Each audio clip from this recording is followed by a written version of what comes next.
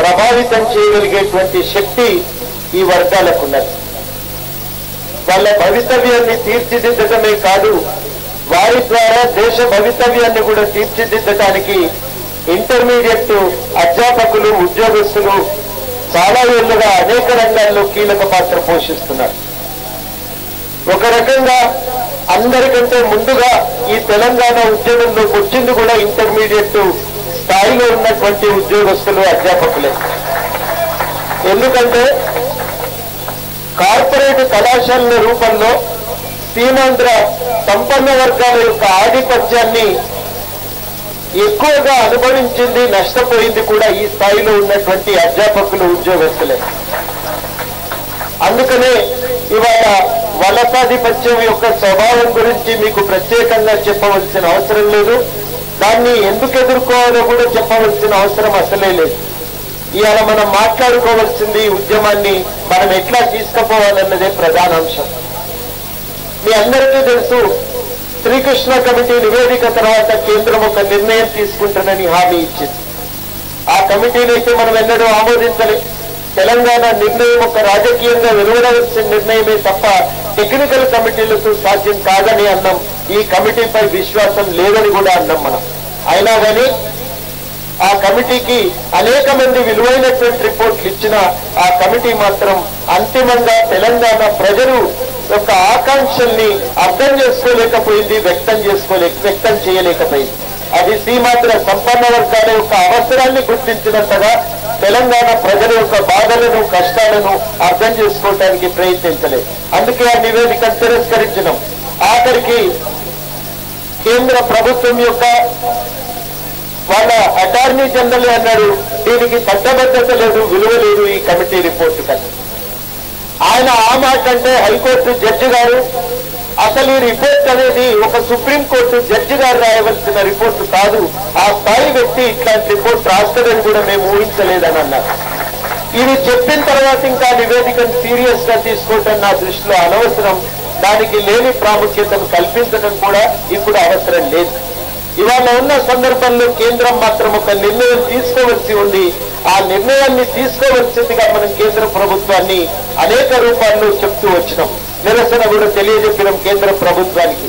మనం రాష్ట్ర రూపాలు చేసినాం, కలెక్టరేట్ల ముందు ధర్నా చేసినాం, మండల ఆఫీసుల ముందు ధర్నా చేసినాం, మన ఎమ్మెల్యేలకు పోయి ములాఖతుల పేర్లతో పూలు ఇచ్చినాం. మీ గవర్నమెంట్ పోయి ఒత్తిడి రండి, తెలంగాణ వచ్చేటట్టు చూడండి అని.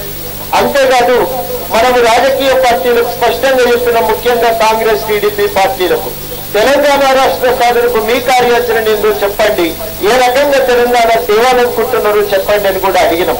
కానీ ఎవరు దాన్ని సీరియస్ గా, ఎంతగానైతే తెలంగాణ ప్రజలు వాళ్ళని నమ్ముకున్నారో, నమ్ముకుని ఓట్లేసిండ్రో ఆ స్థాయిలో వీళ్ళు పట్టించుకోలేదు, ఆ ఆకాంక్షల్ని పరిష్కరించేటువంటి ప్రయత్నం కూడా చేయలేదు. ఈ నేపథ్యంలోనే మనం అంతిమంగా సహాయ నిరాకరణ చేయవలసి వచ్చింది. సహాయ నిరాకరణ అంటే ఏ ప్రభుత్వం చెప్పిన మాట తప్పుతుందో, ప్రజలకు ఇచ్చిన వాగ్దానాన్ని నెరవేర్చదో ఆ ప్రభుత్వాన్ని శాంతియుతంగా ధిక్కరించడం. ఆ శాంతియుతంగా ధిక్కరించేటువంటి మార్గాన ఇవాళ తెలంగాణ ప్రజలు నడుస్తున్నారు. మనం ఇప్పటికీ 8వ రోజు, ఇది 8 రోజులుగా నడుస్తున్నది. 2 రోజులు మొత్తము తెలంగాణ సమాజం బంద్ పాటించి తన నిరసనను తెలిపింది. అసెంబ్లీలో ప్రతిరోజు తెలంగాణ ప్రాంతానికి సంబంధించిన టీఆర్ఎస్ ఎమ్మెల్యేలు, బీజేపీ ఎమ్మెల్యేలు, సిపిఐ ఎమ్మెల్యేలు నిరసన తెలుపుతూనే ఉన్నారు. టీడీపీకి సంబంధించిన కొంతమంది ఎమ్మెల్యేలు కూడా గట్టిగా నిరసన తెలుపుతూనే ఉన్నారు. అయినా ఇప్పటి వరకు ప్రభుత్వం మాత్రం నోరు తెరవలే. పార్లమెంటులో సుష్మా స్వరాజ్ గారు అన్నారు, ప్రధానమంత్రి గారు 4 కోట్ల ప్రజల ఆకాంక్షను అర్థం చేసుకోండి, పిల్లలు ఎందుకు చనిపోతున్నారో చూడండి, 4.5 లక్షల మంది ఉద్యోగస్తులు ఎందుకు సమ్మె చేస్తున్నారో చూడండి, ఇవన్నీ పట్టకపోయినా కనీసం మీ ఎంపీలు ఎందుకు ఆందోళన చేస్తున్నారో అడగండి, దాన్ని పరిష్కరించండి. ఒక్క మాట చెప్పండి, తెలంగాణ ఇస్తే చాలును, ఈ సమావేశంలో బిల్లు పెడతామని చెప్పి మీరు ఒక్క మాట హామీ ఇస్తే చాలు, తెలంగాణ చల్లబెడుతుంది, ప్రజల ఆకాంక్ష నెరవేరుతుందని కూడా వారు కోరింది. అంత కోరినప్పటికీ కూడా మొత్తం సిపిఐ పక్షం మద్దతు ఇచ్చినప్పటికీ, ఎన్డీఏ భాగస్వామ్య పక్షాలన్నీ మద్దతు ఇచ్చినప్పటికీ ప్రధానమంత్రి గారు ఇప్పటి వరకు ఒక మాట మాట్లాడలేదు. ఇప్పటి వరకు తెలంగాణ ప్రాంత ఎమ్మెల్యేలు తాము ఏం చేసేది ఇప్పటి వరకు చెప్పలేదు. మొత్తం ఒక ఆయన నాకు ఫోన్ చేసి అంటాడు, మీరు పిలిపిస్తే మీ కార్యాచరణ మాతో చర్చిస్తే మేము కూడా పాల్గొంటాం కదా. మనం ఒకటే మాట అడిగినాం, రాజీనామా చేయమని వాళ్ళని, పార్టీ వదిలిపెట్టమని, అసెంబ్లీకి పోకండి, నిరసన నిలపండి అన్నాం. అది కూడా మేము చెప్పాల్సిన అవసరం ఉండేనా? మీరు చేయవలసిన బాధ్యత మీ మీద లేదా అని చెప్పి అడుగుతున్నాం. ఇప్పటికీ కాంగ్రెస్ ఎమ్మెల్యేలు మంత్రులు కదిలి రాకపోవటమే ఇవాళ తెలంగాణ ఉద్యమానికి ఉన్న ఏకైకమైనటువంటి పరిమితి అని చెప్పి ఈ సభ ద్వారా నేను స్పష్టం చేయదలుచుకున్నా. ఇప్పటికైనా వాళ్ళు కదిలి రావాల్సినటువంటి అవసరం ఉన్నది. 30 మంది ఇవాళ తెలంగాణ ప్రాంతాల్లో ఉన్న ఎమ్మెల్యేలందరూ కనుక పక్కన జరిగితే మేము ఈ గవర్నమెంట్ కు సహకరించాం అని అంటే ప్రభుత్వం దిగిరాదా తెలంగాణ నినాదాన్ని నెరవేర్చదా అని చెప్పి నేను స్పష్టం చేయదలుచుకున్నాం.